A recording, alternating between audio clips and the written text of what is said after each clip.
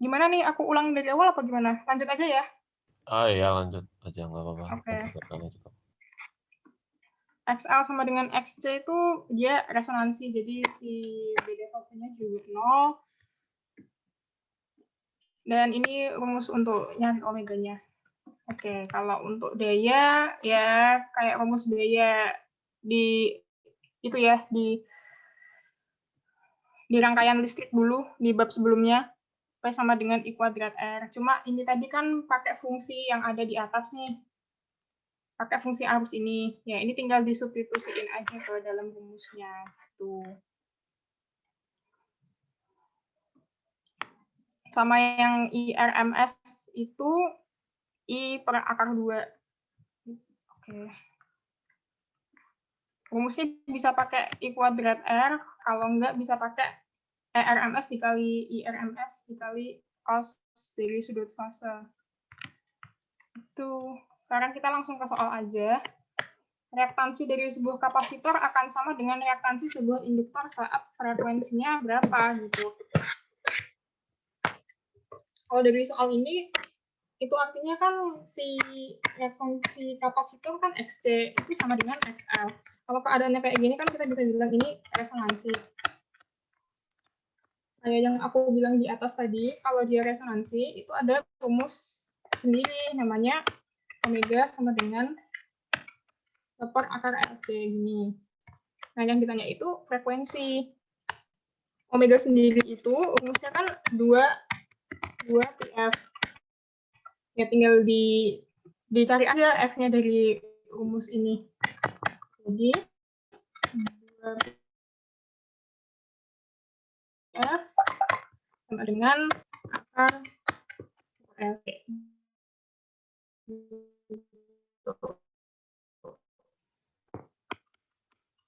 Agak begitu 4 kuadrat F kuadrat sama dengan LC. Terus ini tinggal dipindah-pindah gitu ya.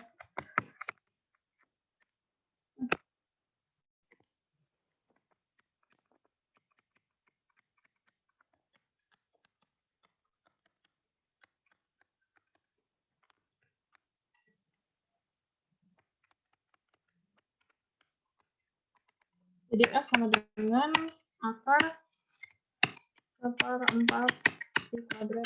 Ini yang 1/4 pi kuadratnya bisa dikeluarin dari akar. Jadinya F sama dengan 1/2 pi akar per LC. Ini nanti angka-angka yang di sini bisa dimasukin terus nanti dihitung di kalkulator ya.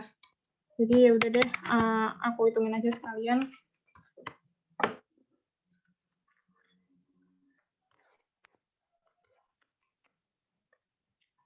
1 per L-nya itu 5 kali 10 pangkat min 3 dikali C 34 kali 10 pangkat min 6.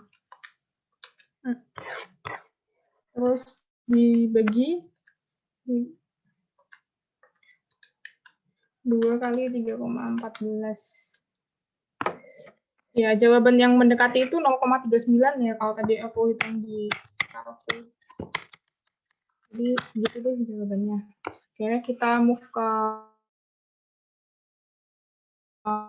soal selanjutnya. Nah, akan arus bolak-balik VRMS-nya 100 volt, frekuensi sudut ini omeganya 50 pi. Terus dihubungkan secara seri R-nya segitu, L-nya segitu. Terus ini reaktansi induk. Berarti yang ditanya itu XL berapa, XC berapa, impedansi Z-nya berapa. Kalau si XL itu kan rumusnya omega dikali L. Kalau si XC itu rumusnya 1 omega dikali C. Kalau Z itu L kuadrat ditambah XL min XC kuadrat terus di akar. Nanti bisa tinggal dimasukin aja angka-angkanya.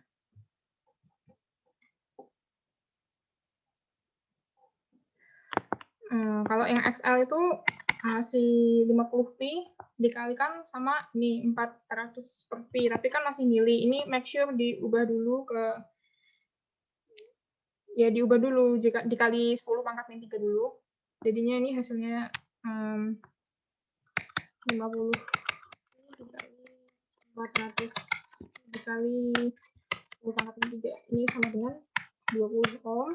Terus yang XC-nya ini 50T dikali 800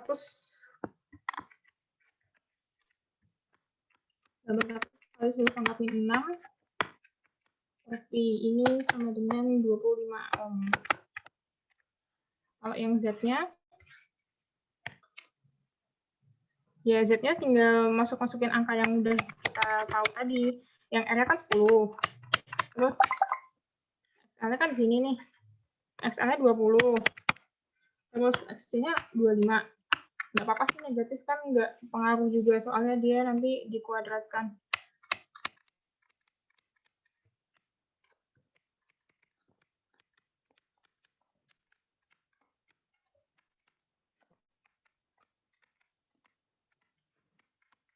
Ini dapatnya segini ya. Yang poin B itu arus RMS, berarti yang ditanya itu IRMS-nya berapa. IRMS sama beda fase ini.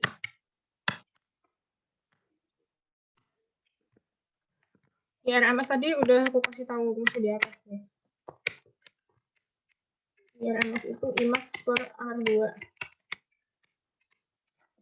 Tahu Imax-nya dari mana? Ya, tahu Imax-nya dari vektor R. Vmax di sini masuk tuh, Vmax per R. Dengan ya bisa pakai ini sih, pakai Vmax per R betul. Tapi kalau di soal ini tuh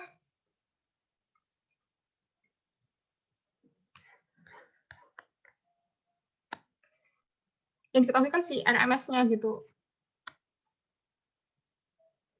Jadi yang diketahui itu si VRMS-nya atau GGL RMS. Jadi ini harus diubah dulu harus cari Vmax-nya dulu. Jadi VRMS tadi kan 100 ya, 100 volt. Jadi Vmax itu VRMS akar 2 sama dengan akar 2 volt.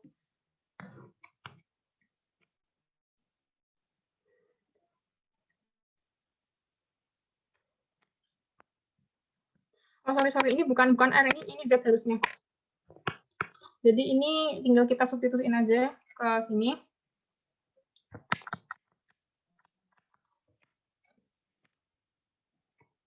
Imax sama dengan 100 akar 2 per Z-nya tadi 5 akar 5.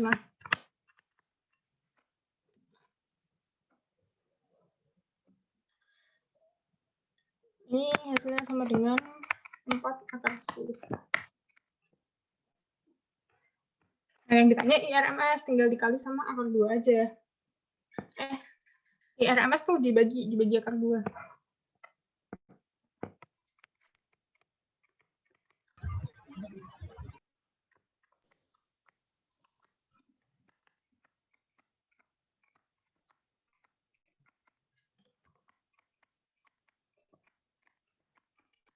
Nah, ini selesai untuk IRMS-nya. Sekarang cari si ininya, si beda fasenya berapa. Si beda fasenya kita bisa cari dari rumus tangan.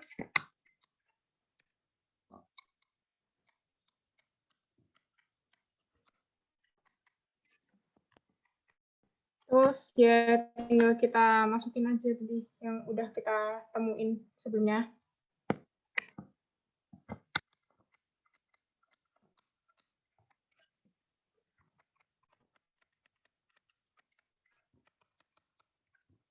Jadi kalau mau cari sudutnya ya tinggal di advan bisa, atau pangkat min 1 bisa. Ini nanti dihitung sendiri di kalkulator bisa.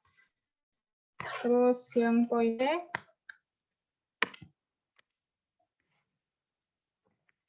C, itu kita disuruh cari apa?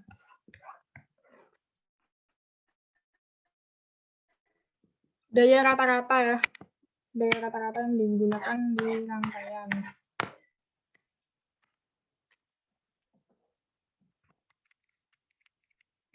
average itu sama dengan IRMS kuadrat R. Kenapa pakai IRMS? Ya, root mean square gitu kan. Jadi ini yang dipakai.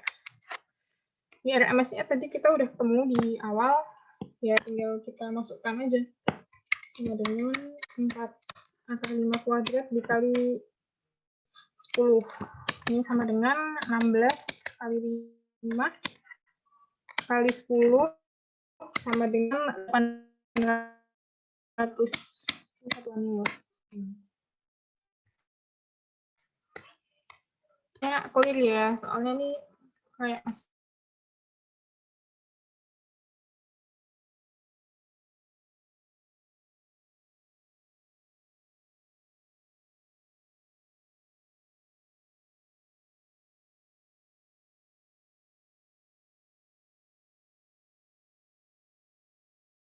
di CXL gitu.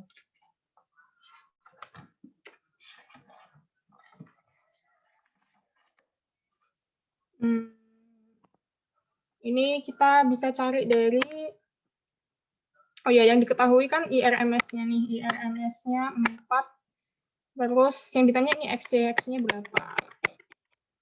Gitu. XC.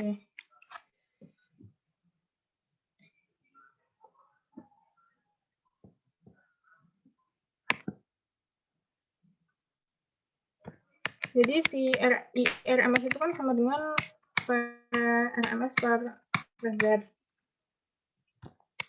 Nah, berhubung IRMS sama VRMS kita udah tahu, jadi kita bisa cari Z-nya di sini. Tinggal diubah aja kan.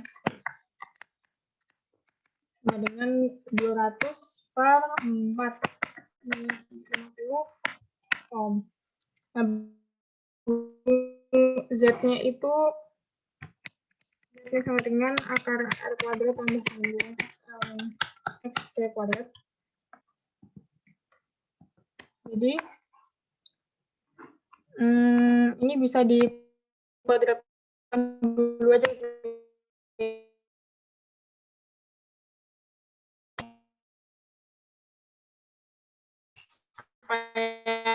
ngitungnya lebih 35 kuadrat 1225 ditambah XL minus XC.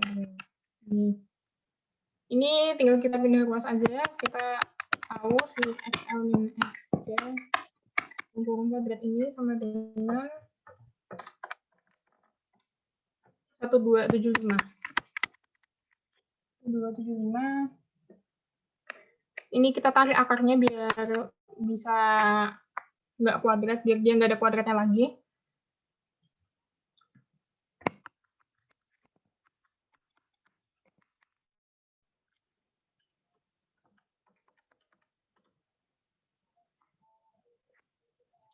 Ini sekitar minus 35,7. Ini kenapa aku bikin minus? Soalnya kan tadi di awal aku udah bilang si XC itu lebih besar dari XL kan.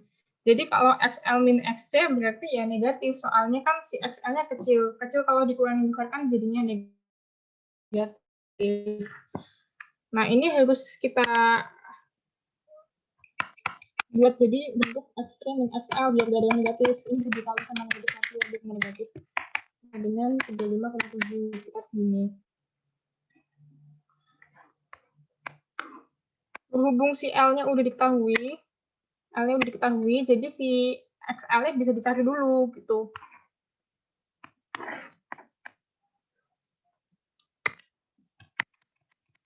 XL kan omega L. Nah, omega sendiri kan 2πf. Jadi kita ganti aja 2πfL ya. Nanti ini dia kali Q kali X-nya itu 123 dikali L-nya tadi. L-nya itu 20 mili. Jadi harus dikali 2,3 dulu. Sama dengan 2 kali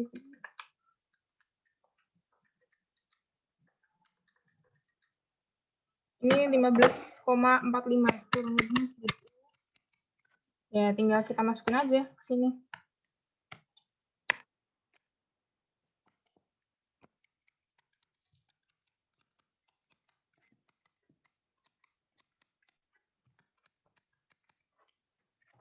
Ini sama dengan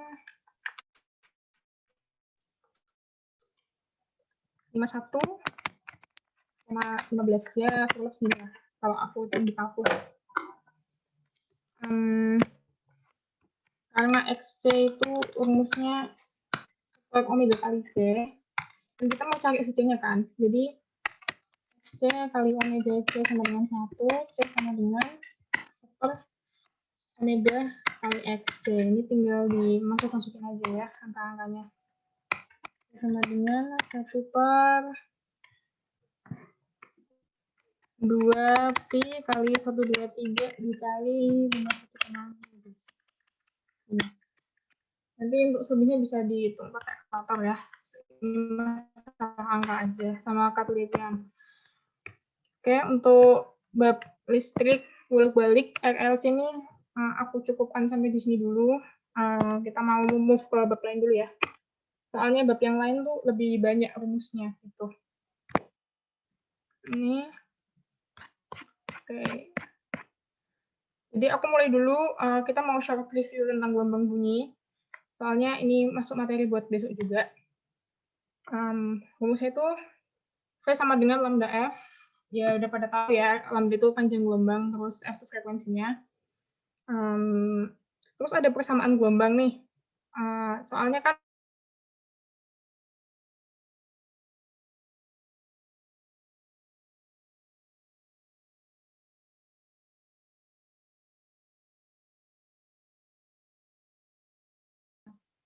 gitu.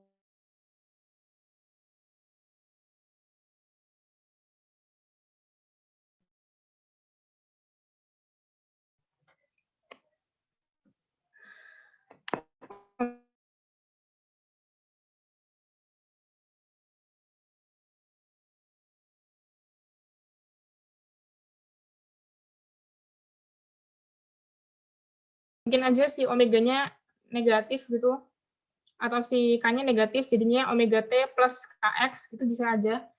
Kalau V-nya itu negatif, berarti yang merambat ke sumbu X negatif. Kalau misalnya V-nya positif, merambatnya ke sumbu X positif, kayak gitu. Ini omega itu bisa juga akar K per M, ini dari kekerkalan energi, ini sengaja nggak aku turunin, soalnya nanti tambah lama kalau aku turunin di sini. Terus lanjut ke interferensi gelombang. Jadi interferensi sendiri itu terjadi karena adanya beda fase di antara dua gelombang. Terus interferensi itu dibagi dua macam, ada yang konstruktif, ada yang destruktif. Nah, biasanya ini menghitungnya pakai superposisi gelombang, biasanya dijumlah gitu gelombangnya. Contohnya ada dua persamaan gelombang, yang pertama ini yang kedua gitu. Ya ini tinggal dijumlah aja ya, 1 sin sekian-sekian ditambah 2 sin sekian-sekian, terus nanti ya pakai penjumlahan secara geometri nanti. Secara trigonometri maksudku. Untuk interferensi konstruktif dulu ya. Kalau konstruktif sendiri kan dia saling menguatkan. Jadi ya waktu si gelombang pertama ini lagi di puncak, ya gelombang kedua juga lagi di puncak gitu. Kalau di lembah ya lagi di lembah juga. Jadi kayak samaan gitu. Ini kan ada delta R, jadi yang muncul duluan kan si R2, si R1-nya kayak telat gitu kan. Ya, si delta R-nya ini MX dengan M-nya itu bilangan bulat gitu maksudku. Bilangan bulat ya nggak mesti 0 sih, bisa 1, 2, 3, sampai seterusnya gitu.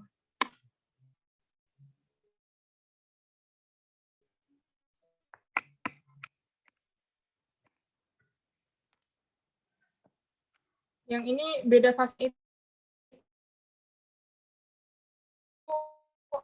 M kali 2.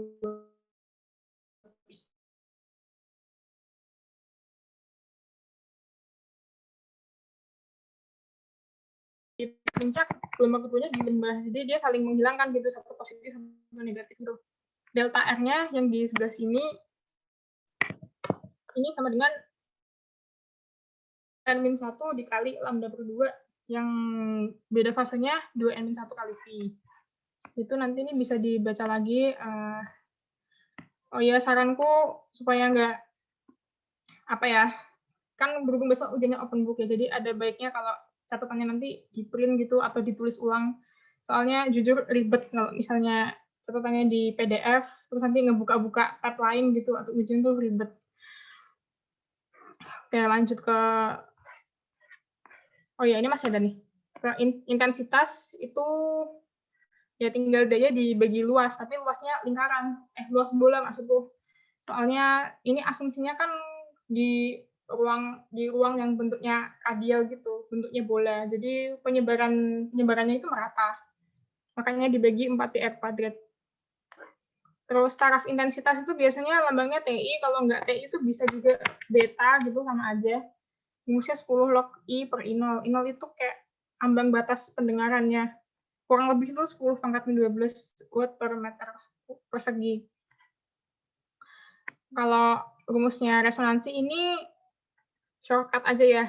Kalau untuk dawai atau tali itu sama persis kayak pipa organotermata. Ini aja rumusnya. Fn sama dengan N+1/2 dikali V per L.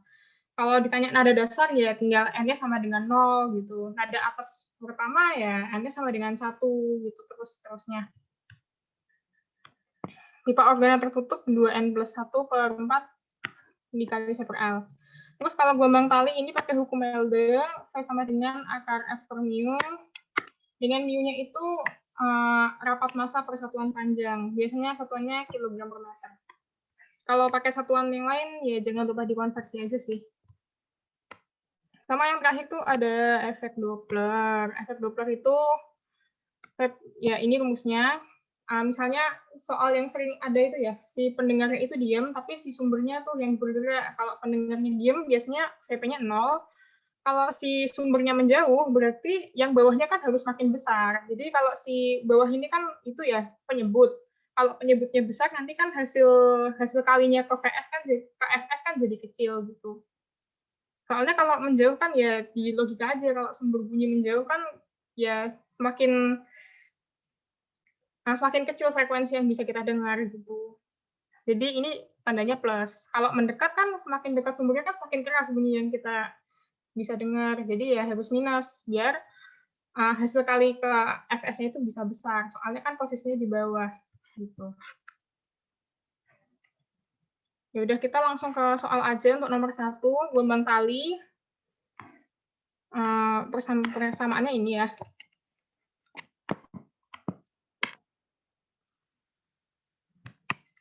Y sama dengan 10 sin 5x plus 20t. Ini bisa aja aku buat jadi 5x min 20t. Soalnya tadi kan aku udah kasih bentuk umumnya itu. Bentuk umumnya tadi kan di sini. Kx min omega kali t gitu. Jadi ini omeganya. Terus ini tanya. Yang ditanya itu kecepatan ramban gelombang sama kecepatan getar maksimum partikelnya kan. Kalau V gelombang itu sama dengan omega per K sama dengan min 20/5 sama dengan min 4. Ya kalau minus berarti udah jelas nih arahnya ke negatif ya, ke X negatif. Kalau kecepatan getar maksimum partikel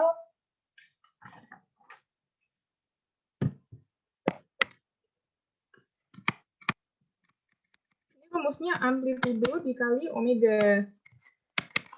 Nah, amplitudenya kan ini nih, 10. Tapi tadi udah dijelasin satuannya pakai meter, jadi nggak masukin aja 10 dikali 20. Ini abaikan aja tanda negatifnya, soalnya nggak ditanya arahnya juga kan. Jadi ini 200. Oke, jadi ini jawabannya B. Lanjut ke soal selanjutnya. Sebuah senar itu dawai panjangnya 90 cm, masanya 3 gram. Ini konversi dulu. Jadi 3 kali 10 pangkatnya 3 kilo. Kemudian dipasangkan di gitar dengan tegangan itu F. Biasa tegangan atau tegangan tali gitu.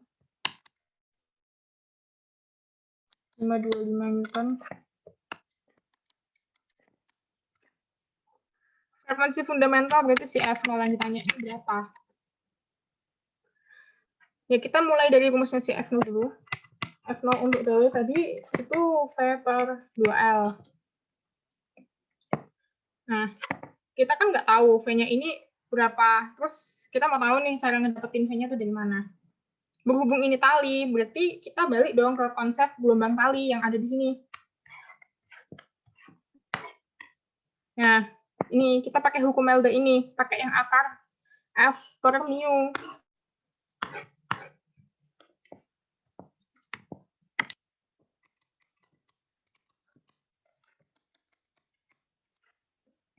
F-nya udah diketahui, tapi mu-nya kita nggak tahu berapa. Ya udah, berarti kita cari mu-nya dulu. Ya, biar lebih urut ya, kan kayak gitu banget. Jadi aku kasih step-step dulu.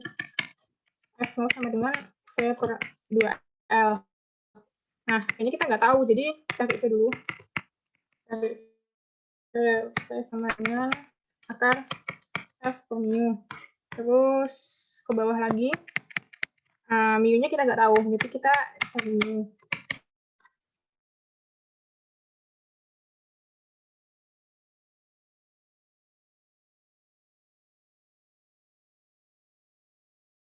Soal ini bilang gini, senar panjangnya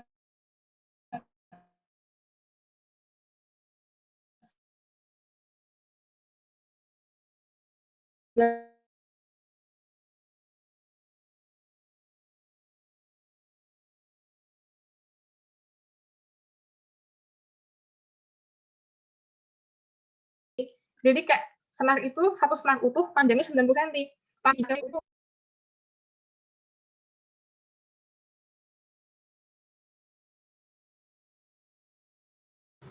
Halo Tasya, lagi ada masalah koneksi ya?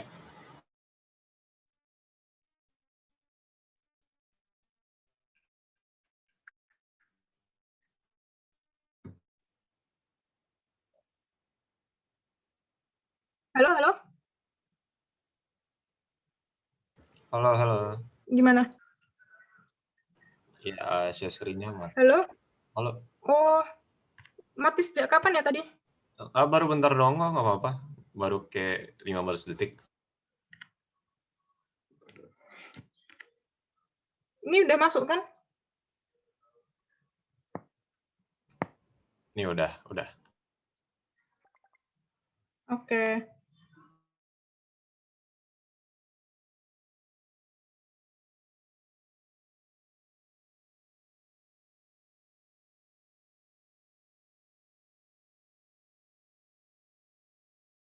Cm itu dikonversi ke meter jadi 0,9, ini bisa dihitung pakai kalku.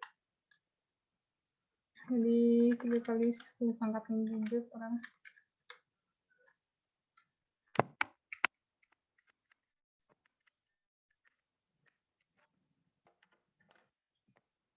Nah, mu-nya udah ketemu. Berarti kita harus cari si V.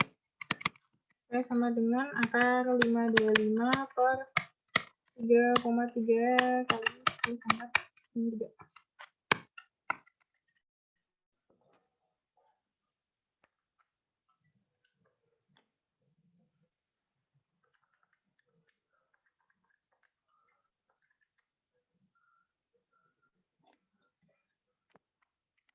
Ya kira-kira segini dapatnya sih. Terus kita bisa cari si F0 kalau udah tahu V-nya berapa.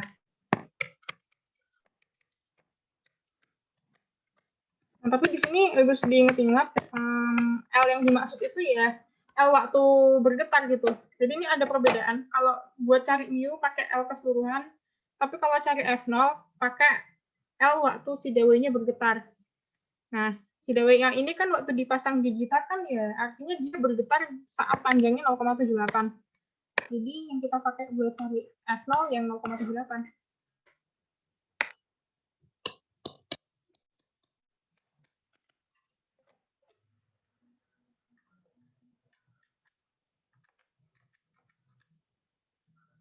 Ini hasilnya 254,5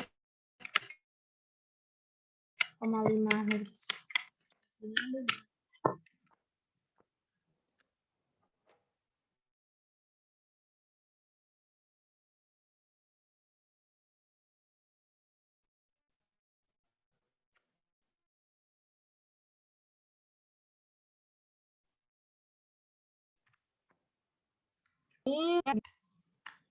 Jadi untuk gelombang elektromagnetik itu kan punya dua komponen ya. Ada yang komponen medan listrik sama komponen medan magnet. Nah, arahnya sendiri itu saling tegak lurus antara gelombang dari si medan listrik sama yang dari medan magnet. Makanya arah gelombangnya itu perkalian silang dari E sama B. Fungsi gelombang itu nggak beda jauh sama fungsi gelombang sebelum-sebelumnya. Tinggal diganti aja amplitudenya pakai AM sama BM. Nah, hasil pembagian dari AM sama BM ini jadinya C. C itu kecepatan cahaya. Biasanya misalnya 3 kali 10⁸ meter per sekon itu ya. Intensitas itu untuk gelombang elektromagnetik itu ada yang khusus ya, ini. Per C mu 0 kali E RMS kuadrat. Mu 0-nya pakai yang 4pi kali 10⁻7 itu ya. Biasanya udah dikasih tahu sih. Ini tetap sama ya, kayak sebelumnya dengan paper A juga. Yang ERMS sama kayak di RLC tadi. Oh iya, sama polarisasi. Polarisasi itu jadi kan cahaya ada masuk ke polarisator ya, kayak gini. Misalnya ini kan. Ya, kurang lebih gitu sih. Jelek banget bentuknya. Ini biasanya ini kan yang pertama. Terus ini masuk lagi yang kedua gitu. Misalnya ini cuma 2 kali, dua polarisator. Nah, si polarisator pertama itu ada sudutnya gitu, sudut terhadap vertikal sekitar 30 derajat atau 45 derajat. Itu nggak berpengaruh gitu. Mau berapapun sudut tetanya, tetap aja I1 setengah dari I0 itu udah kayak ketetapan. Soalnya kan si I0-nya belum pernah terpolarisasi di sebelumnya kan. Jadi begitu masuk polarisator pertama, intensitasnya berkurang dari setengahnya gitu. Nah, tapi begitu masuk I2,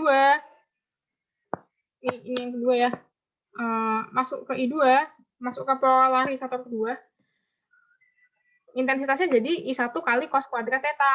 Tapi yang perlu diperhatiin di sini, theta itu sudut antara polarizer pertama sama kedua. Misalnya yang pertama ini kan udah theta gitu. Anggap aja nih tetanya ini 30 derajat gitu kan. Terus si polarisator kedua itu segini. Misalnya ini 60 derajat ya. Jadi tetanya itu ya bukan 60 derajat, tapi 60 derajat dikurangin 30 derajat. Jadinya 30 derajat. Soalnya kan si polarisator pertamanya udah miring 30 derajat. Ini miringnya 60 derajat. Jadi ya selisih kemiringan mereka ya 30 derajat gitu. 60 dikurangi 30. 30. Kayak gitu. Refraksi atau pembiasan ini misalnya ada cahaya yang masuk ke dua medium yang berbeda. Misalnya yang satu di udara terus masuk ke air gitu, atau dari udara masuk ke kaca. Itu kan nanti mengalami perubahan kecepatannya. Ya kalau kecepatannya berubah, otomatis si panjang gelombangnya juga ikutan berubah. Makanya ini ada rumusnya. Lambda di suatu medium itu sama dengan lambda dibagi n. N itu indeks bias dari mediumnya tadi. Jadi n itu perbandingan antara kecepatan cahaya sama kecepatan di dalam suatu medium. Ini hukum Snell, N1 sin theta 1 sama dengan N2 sin theta 2. Sama ini kayak rangkuman dari hukum Snell sama yang dua di atas tadi. Bisa dihubung-hubungkan gitu, jadinya kayak gini. Biasanya kan suka ditanya tuh, misalnya kalau indeks bias medium itu berapa? Terus sama interferensi celah ganda, ini rumus terangnya ini berlaku untuk interferensi yang sama difraksi Kisi juga. Rumusnya M lambda sama dengan D sin theta. Kalau pola terang ya, ini yang pola gelapnya D sin theta sama dengan 2n-1 lambda per 2. Kalau yang gelap rumusnya emang beda untuk kasus yang berbeda. Jadi ya emang agak ribet sih jujur. Untuk interferensi yang untuk gelapnya M-setengah dikali lambda sama dengan D sin theta. Ya kayaknya itu dulu untuk materi gelombang EM. Kita lanjut ke soal. Nah, ini dia. Sumber titik memancarkan energi cahaya secara seragam ke segala arah, daya rata-rata ini. PP 15,5. Frekuensi tunggal F, laju cahaya, ini C-nya segini. Permeabilitas vakum ini si mu 0. Medan listrik maksimum, medan listrik itu E, hemat, itu EM juga bisa. Jarak 3 meter ini R adalah berapa? Jadi yang diketahui itu B sama dengan 15,5 watt. Terus C 3 kali 10 pangkat 8.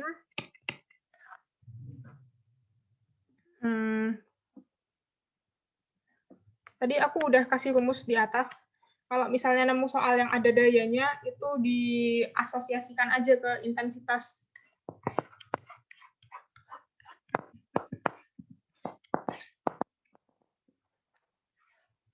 Nah, dipakein rumus yang ini ya, yang intensitas ini.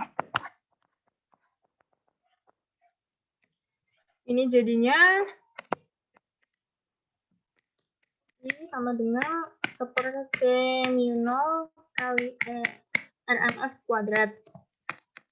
RMS-nya yang dikuadratkan ya ini.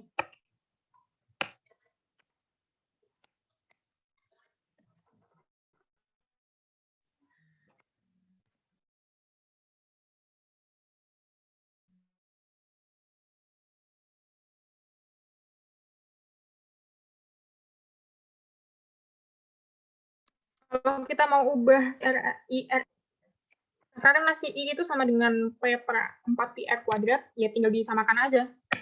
Si rumus ini sama dengan P/4πr kuadrat. Jadinya, ya aja deh.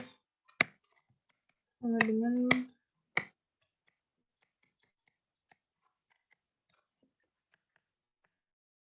maka dari itu, kalau kita mau cari EM, tinggal kali silang dan pindah ruas.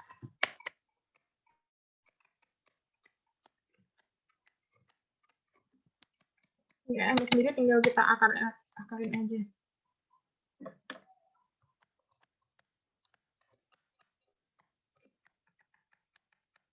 Nah, ini tinggal dimasukin aja angkanya.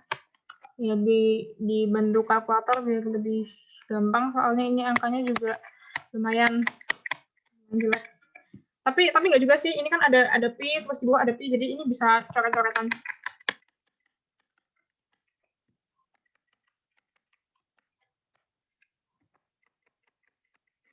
R-nya tadi pakai yang 3 kuadrat itu 9.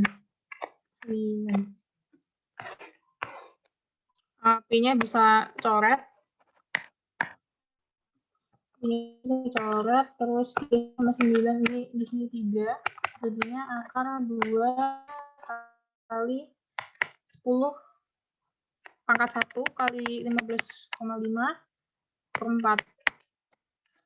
Dengan 155/2. Ya, ini nanti bisa dihitung pakai kalkulator. Ya, itu hasilnya EMS gitu.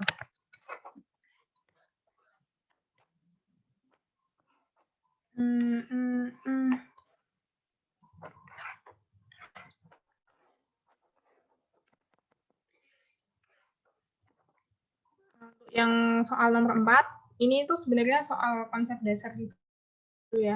Tapi lumayan banyak yang, aku nggak tahu ini banyak yang terkecoh apa enggak. Tapi ini termasuk soal konsep dasar sih. Tegangan talinya sama. Pernyataan yang benar mengenai frekuensi sudut. Jadi yang ditanya ini tentang omega. Gambarnya kan kayak gini. Mending aku gambarin ulang aja ya. Soalnya di sini agak pecah-pecah.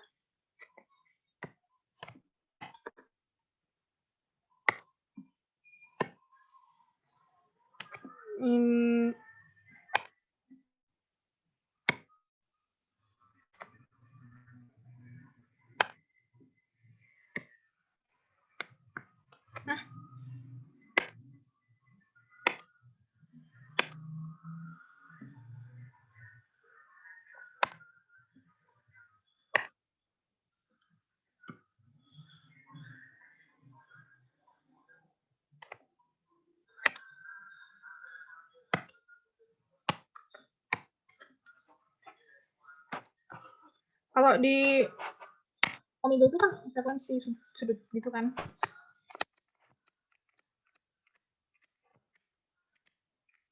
Ya, kita balik aja ke kata frekuensi ini. Frekuensi itu kan banyaknya getaran dalam 1 detik kan. Jadi kayak semakin banyak getarannya, untuk waktu yang sama, semakin banyak getarannya juga semakin tinggi frekuensinya. Kalau dia semakin banyak getarannya kan berarti semakin banyak gelombangnya kan. Jadi harusnya si gelombang itu semakin rapat gitu. Dari 3 macam gelombang ini kan aku bikin batas aja ya, batas sampai sini. Aku bikin batas sampai sini. Yang gelombang pertama itu udah ada satu lembah sama satu bukit. Kalau yang gelombang kedua sama, 1 lembah 1 bukit, tapi dia kan nggak securam yang pertama. Kalau curam tidaknya itu kan yang membedakan amplitudonya, bukan frekuensinya. Jadi frekuensi pertama itu sama kayak frekuensi kedua. It means omega 1 sama dengan omega 2. Kalau yang ketiga itu, dia kan yang lebih landai ya, lebih kelihatan lebih santuy gitu kan. Sampai batas ini dia tuh cuma baru dapat 1 bukit doang, dan itu nggak tinggi-tinggi banget gitu. Ya yang penting jumlah itunya dulu, jumlah bukitnya dulu, cuma 1 aja, dan dia nggak punya lembah sampai batas ini. Jadi ya otomatis frekuensi yang gelombang 3 paling kecil.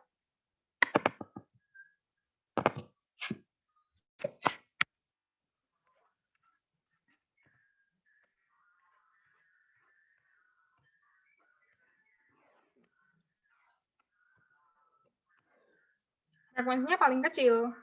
Tapi terhadap si F2 kan pasti lebih besar F2. Jadi gini.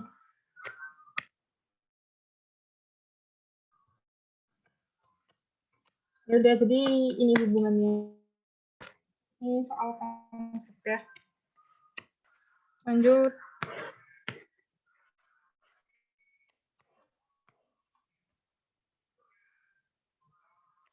Nih. BTW sorry ya, ini tadi soal foto. Nanti mungkin aku ganti pakai yang dari SSM. Dalam eksperimen interferensi difraksi celah ganda cahaya yang digunakan mempunyai panjang gelombang, berarti ini lambdanya. Ini lambda, terus jarak antar celah dan lebar celah masing-masing 19 dan 4. Oh, jadi ini. Yang si 19 ini dipakai untuk interferensi.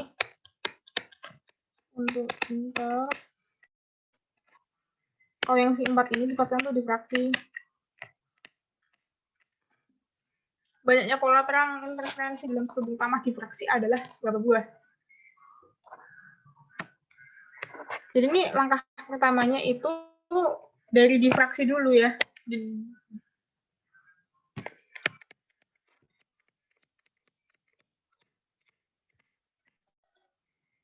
Untuk mengetahui seberapa besar sin theta dalam struktur utama difraksi. Pakai rumus yang M lambda sama dengan A sin theta. Kemudian di sini M sama dengan 1, langsung aja lambda sama dengan A sin theta. Terus dari sin theta-nya bisa didapat lambda per A sama dengan 0,6 per 4.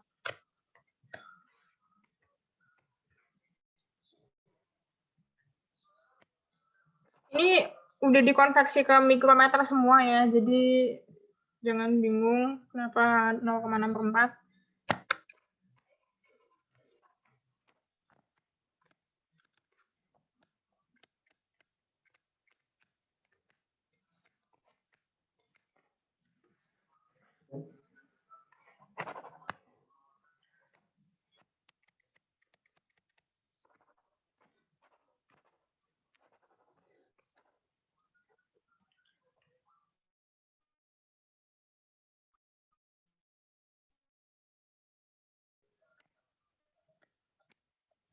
Nah, sekarang kita mau cek nih yang untuk interferensinya.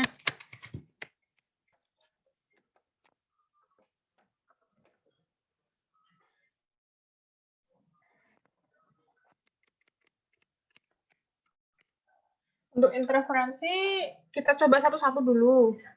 Mulai dari M sama dengan 1, terus M sama dengan 2, gitu. Kenapa harus dicoba-coba? Soalnya ini kan soalnya bertujuan untuk apa nih? Nah, soal ini kan tujuannya untuk mengetahui banyaknya pola terang. Mengetahui banyaknya pola terang berarti kan ditanya M-nya sama dengan berapa yang di dalam selubung utama difraksi. Jadi harus dicoba-coba dulu M sama dengan 1, M sama dengan 2, sampai seterusnya gitu. M sama dengan 2, terus M sama dengan 3 dulu ya.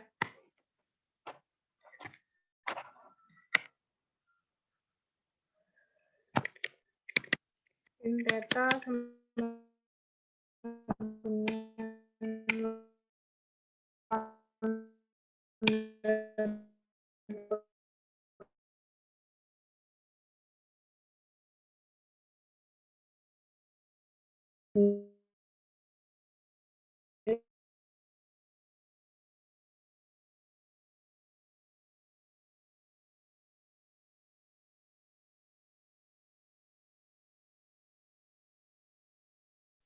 theta sama dengan 0,096.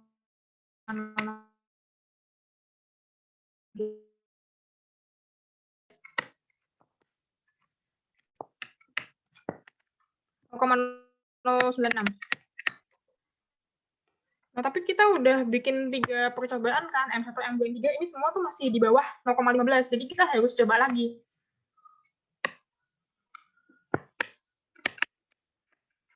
Sama dengan 4, terus sama dengan 5 misalnya. Jadi ini sin theta sama dengan 4 lambda.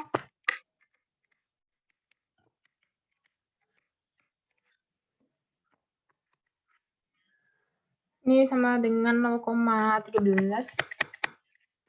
Ini 0,157. Nah, dari sini tuh kita bisa lihat kalau yang M sama dengan 5 itu 0,157. 0,157 ini kan lebih besar dari 0,15. 0,15 itu maksudnya itu yang ada di batas selubung difraksi gitu.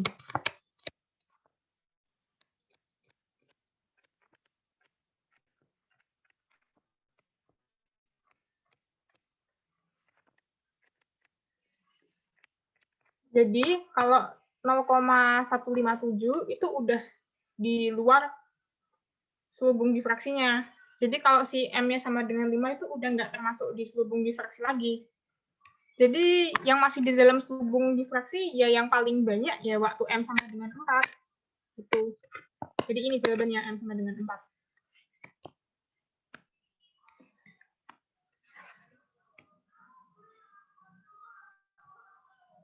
Oke, sejauh ini terpantau aman. Aman semua ya ini.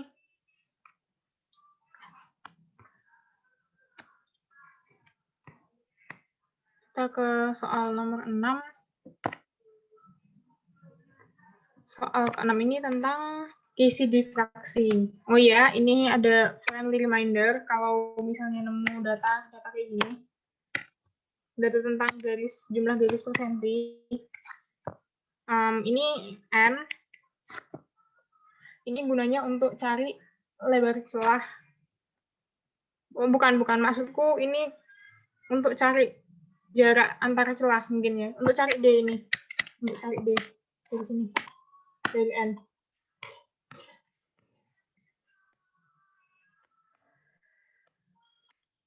Jadi, hubungan D sama N itu dia sama dengan 1/N. Sama dengan 1/5000 per senti kan. Ini kalau diubah ke meter jadinya kan 2 kali 10⁻6 meter. Sorry ya kalau misalnya agak berisik. And then lambdanya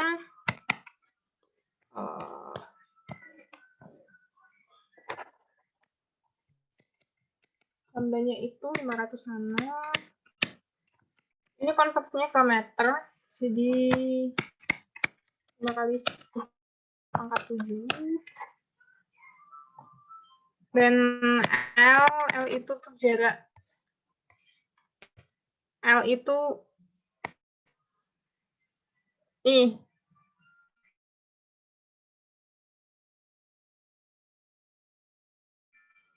jarak ke layar.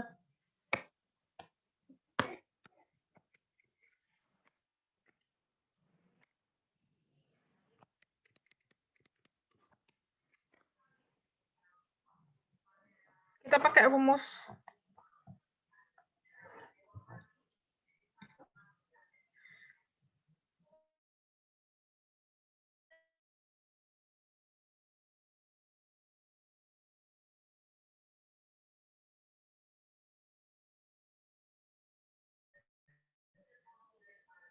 utama.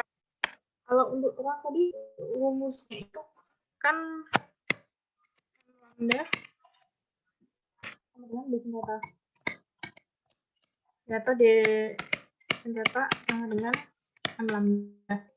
Nah, sin theta itu bisa diganti Y per L.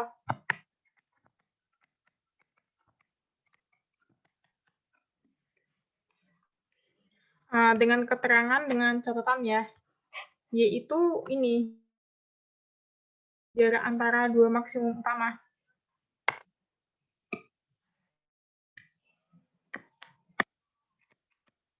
Jadi kita di soal ini, kita mau cari Y-nya berapa.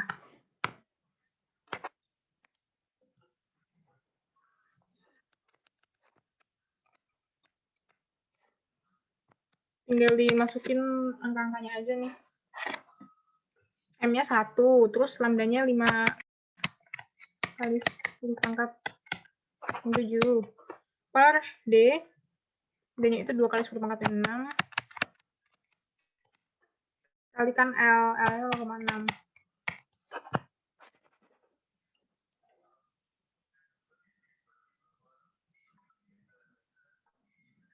Nanti bisa dihitung sendiri nih pakai kalkulator ya.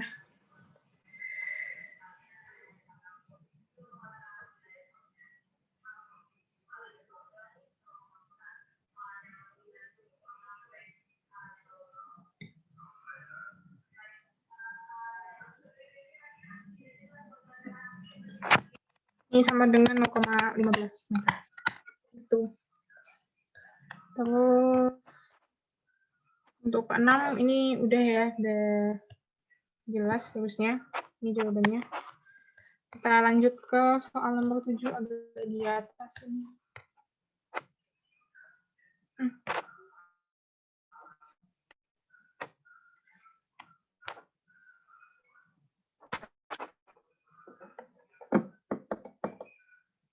Yang soal nomor 7 ini pakai hubungan yang udah aku kasih tahu di atas.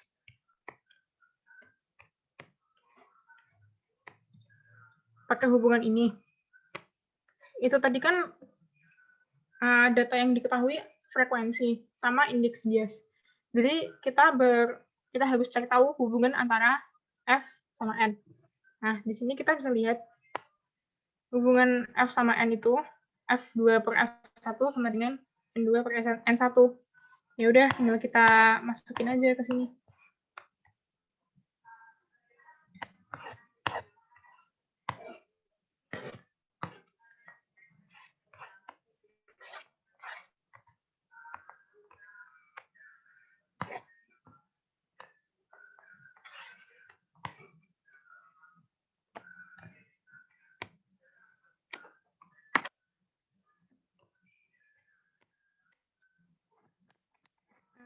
F2 per F1 dengan N2 per N1. Jadinya F2. Oh, ini karena ini A sama M, ya aku ganti aja si Fm per Fa sama dengan Nm per Na.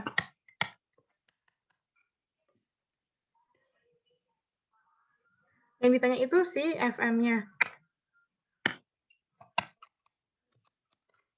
Tinggal diganti aja ya ini.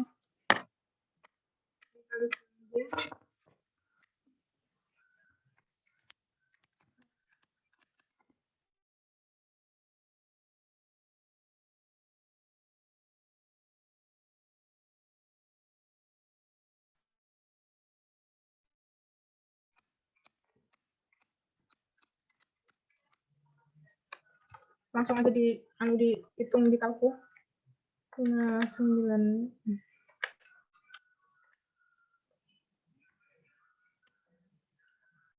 kali nm 1,5 dikali 1,5 bagi 1.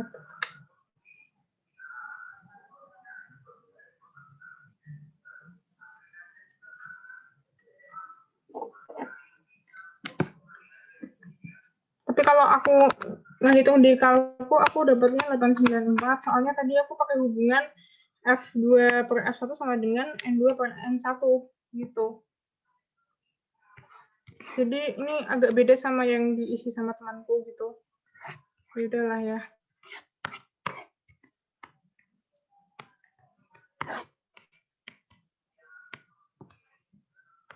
Nomor 7 udah. Sekarang kita ke nomor 8. Oh, ini nomor 8, tapi ini fisika modern, jadi aku mau jelasin dulu tentang fisika. Yang fisika modern itu mulai dari energi foton, pokoknya tentang foton, terus Compton, sama de Broglie yang mungkin keluar besok. Jadi energi foton ini rumusnya NHF, N itu jumlah elektronnya. Tapi kalau misalnya cuma sebuah elektron, ya langsung HF aja, nggak usah dikali N. E sama dengan Hc per lambda juga. Itu tinggal ya F-nya sama dengan C per lambda ya. Sama dengan C per lambda. Nah, kalau perlu cari F, momentum foton sama dengan H per lambda. Fungsi kerja ini. Lambangnya kayak gini, rumusnya H kali F0.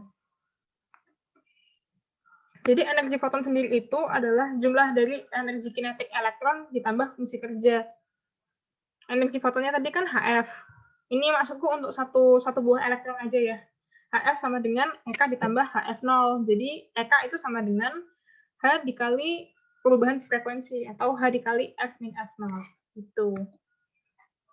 Panjang gelombang Compton lambda sama dengan H per M kali C. M-nya ya tergantung, kalau misalnya ditanya panjang gelombang Compton untuk elektron, ya M-nya pakai M elektron. Kalau diminta panjang gelombang Compton untuk proton, ya M-nya diganti M proton, tergantung apa yang diminta di soal. Kalau geseran Compton itu delta lambda sama dengan H per M kali C dikali 1 min cos. Ini fungsi kerja. Tergantung yang diminta di soal aja sih. Biasanya tuh elektron kan, jadi pakainya massa elektron. Kalau proton tinggal diganti aja pakai MP. Hukum de Broglie itu dari momentum. Oh, bukan. Iya, dari momentum sih. P kan sama dengan H per lambda, jadi lambda sama dengan H per P sama dengan H per MV. Soalnya P sama dengan M kali V juga, P sama dengan M kali P. Ya, terus akhirnya dapatlah ini. P sama dengan akar 2 IV per M. Oke, ini sekilas untuk teorinya, nanti bisa dibaca-baca lagi. Aku mau langsung ke soalnya agak di bawah ini.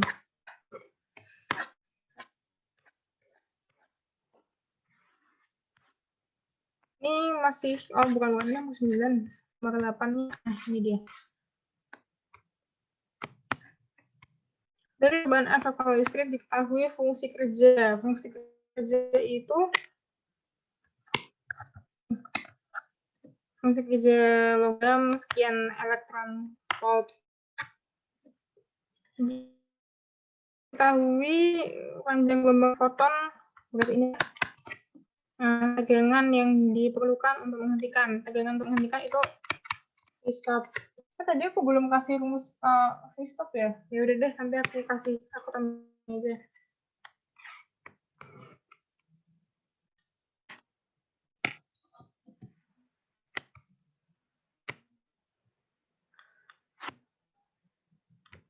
Jadi V-stop sama dengan Hc per E kali lambda dikurangin fungsi kerja per E.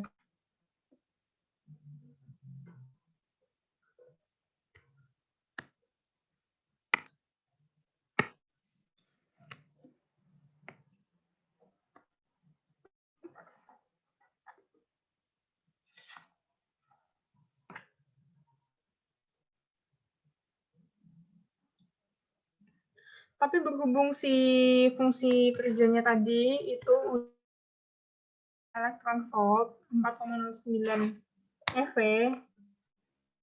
jadi nggak usah aku bagi pakai elektron lagi.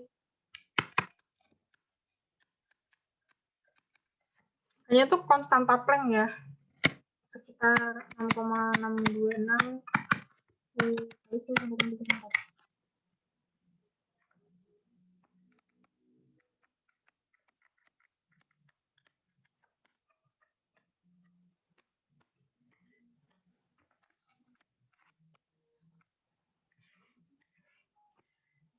Muatan elektron itu 1,6 dikali lambda, lambdanya ini 271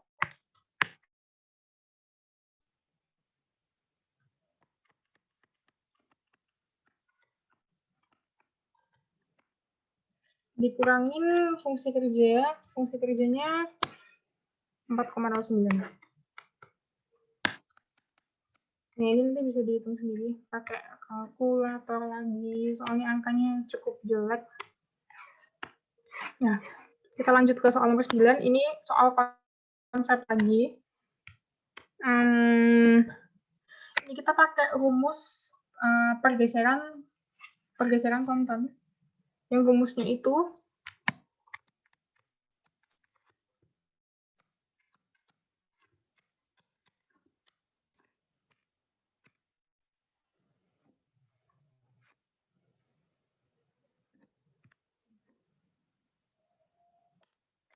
nah,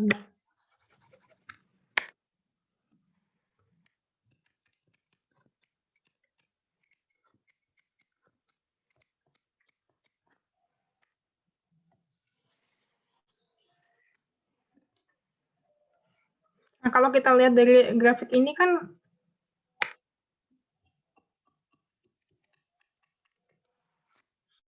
kalau dilihat dari grafik ini kan semua fungsi kerjanya, semua hamburan fotonnya kan sama ya, sama besar nih, sama-sama di sini semua. Yang ngebedain apa? Yang ngebedain kan lambdanya. Nah, kalau si partikel pertama ini kan delta lambdanya paling besar nih.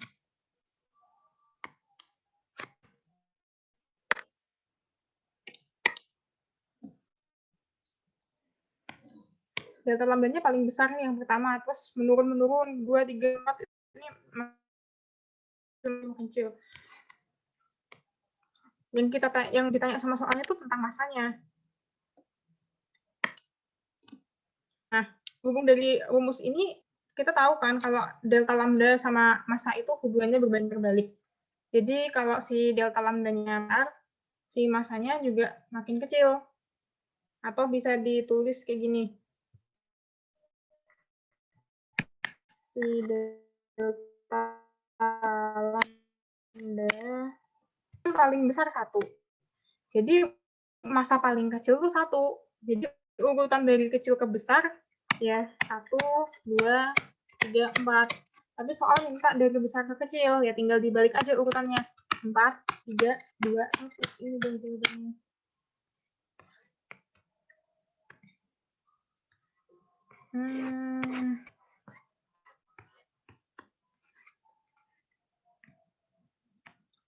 Ya, so far udah sih untuk dari aku soal-soalnya juga udah itu. Kira-kira ada yang masih bingung tuh? Kalau misalnya nanti masih ada yang bingung atau ada yang mau ditanya, nanti sabi banget PC ke aku ya. Semoga nanti aku bisa balas juga gitu. Ya, mungkin aku cukup sampai di sini dulu sih.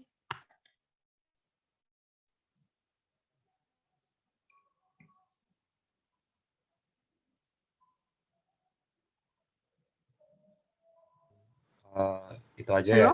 Halo? Halo. Iya, mungkin Udah selesai sampai ya, di Tash? sini dulu. Teman-teman ada yang mau nanya nggak? Atau tanya soal? Kalau misalnya mau nanya nanti,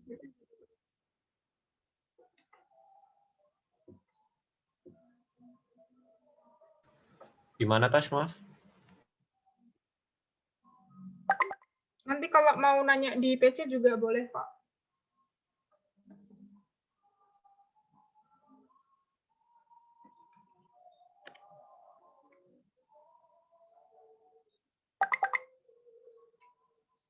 Tash, ada yang nanya di chat. Oh, iya, Aku iya. langsung bacain aja ya. Oke, oke. Itu yang frekuensi bukannya kalau lewat medium apapun nggak akan berubah ya? Bentar ya. Soalnya kemarin tuh aku waktu belajar gitu kan, aku coba-coba gitu kan, ngehubung-hubungin antar rumusnya gitu.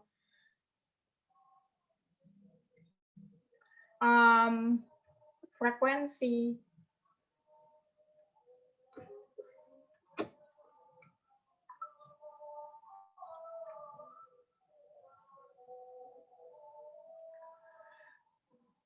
Coba ya, bentar ya.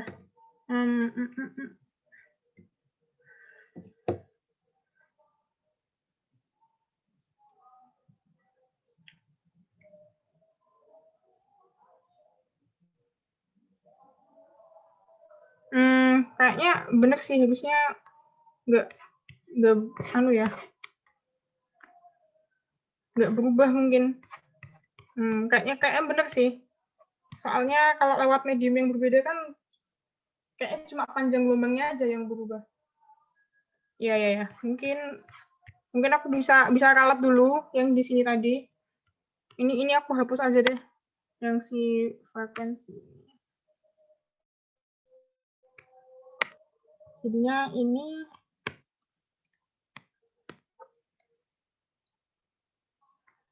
N2/N1.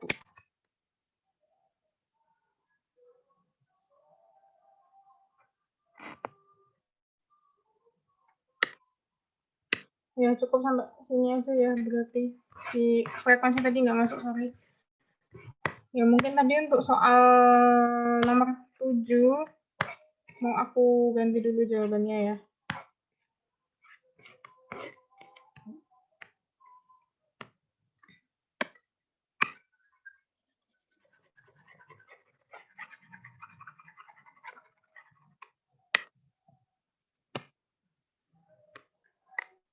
Ya udah, ini aku kasih keterangan aja biar nggak pada kegocek nanti waktu ujian. Sayang banget nih, kemarin aku kayaknya kegocek nih waktu ujian. Frekuensi tidak berubah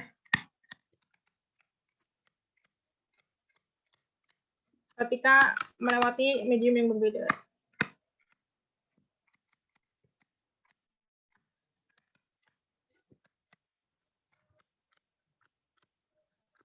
Ya, jadi F ya tetap sama, 596 kali 10⁻³ GHz.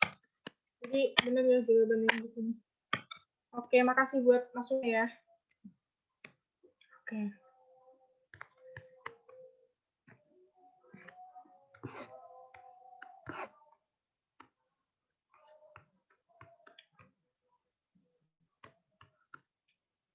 Udah aku ganti ya ini di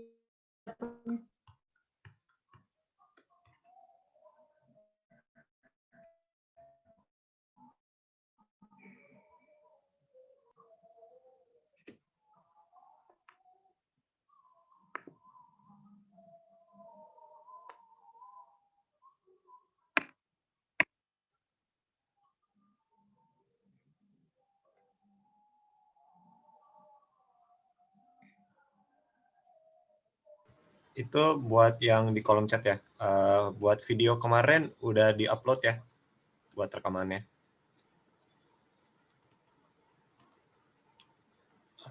Maaf belum diumumin, tapi udah di-upload.